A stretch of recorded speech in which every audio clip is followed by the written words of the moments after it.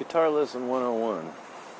Tune your guitar to the frequency of the universe, which basically take your A string and tune it to 432 hertz. When you tune to those frequencies, I think it's called solfege, they can all, the hertz numbers can be deduced mathematically down to 3, 6, or 9, which according to Tesla is like unraveling the secrets of the universe.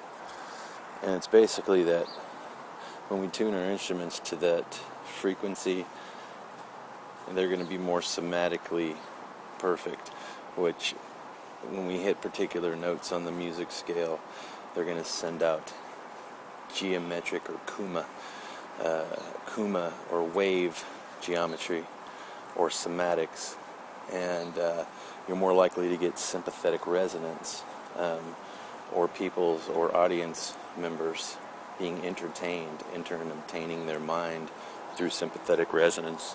Because when you vibrate to the frequencies of the universe, and these waves or these kuma, this somatic wave vibration is sent out, it manipulates our brain chemistry. It releases tryptamines, it releases dopamine, releases serotonin, and that's why when we walk into a building that's built with sacred geometrical principles, and there's wonderful resonance in there, and we hear music being played at particular frequencies, we get chills over our bodies, and we get emotionally moved, or we get filled with this Holy Spirit, or this energy.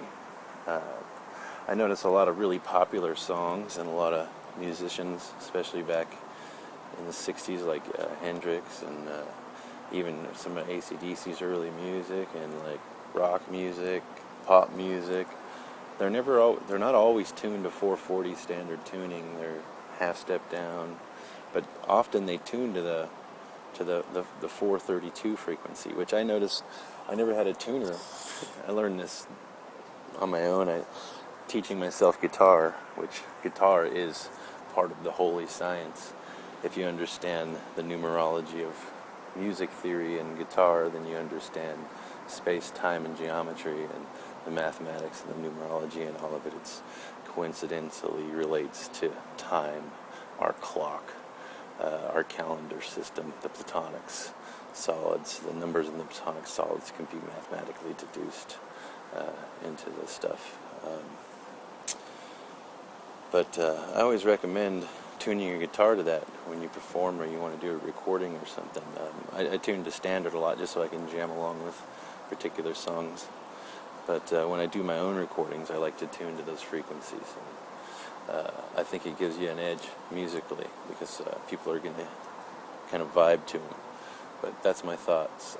So guitar lesson number 1. Tune your guitar to the universe.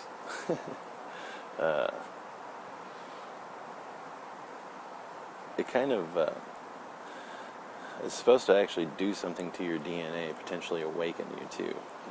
I think that's why it was banned ultimately. But early Gregorian chants and monks' chants, and even the early Hebrew and Sanskrit or early Semitic languages were gematria based, which is numbers and words, and they were also there was tones to them that would manipulate matter, because sound moves through everything. That's what holds the particles of physics together, those frequencies, those vibrations. And you got to think that if there was a big bang, the universe went into expansion, the universe, one spoken word, and inside of all matter, where you get, like the Egyptians called it the spirit of Mot. It's where we get matter and the word matrix and maternal and math, and inside of these particles are frequencies holding them together, because there's mostly empty space in this matter. And if you can imagine all those frequencies shutting down or collapsing, just if you collapse the frequency of the atoms, the whole Earth, just on the Earth, it'd shrink down to the size of a softball.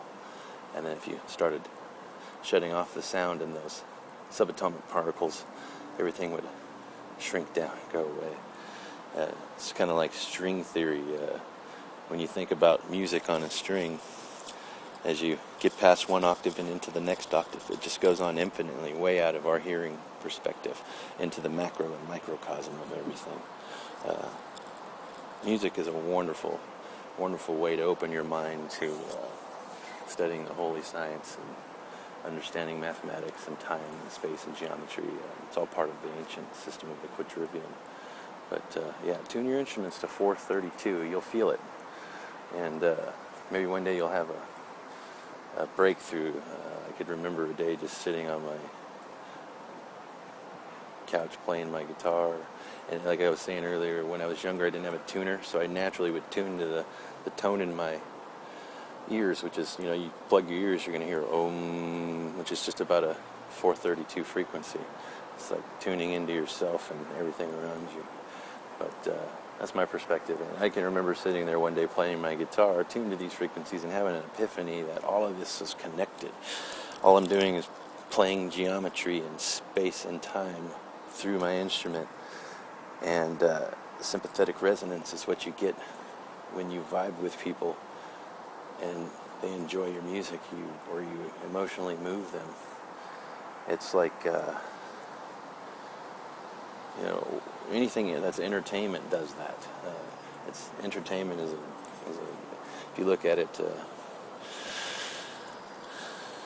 the etymological definition, it's to enter and obtain the mind. So when we see people, actors acting, it's somatic vibrations. They're sending out sympathetic vibrations, and we resonate with them. When we go into a church and we hear music play and it's overwhelming and it moves us emotionally, or we go to a rock concert and we get into it, we all kind of sympathetically resonate to different vibes. And some of them are higher frequency and some of them are lower frequency. And more complicated music is more complicated frequency, and less complicated music, more bass-driven stuff, more rhythmical-driven stuff is a little bit lower frequency. But study somatics, study geometry, study solfege and sacred sound, and all this stuff will start to make sense to you, in the Quadrivium especially. Anyways, have a great day, people. Be blessed.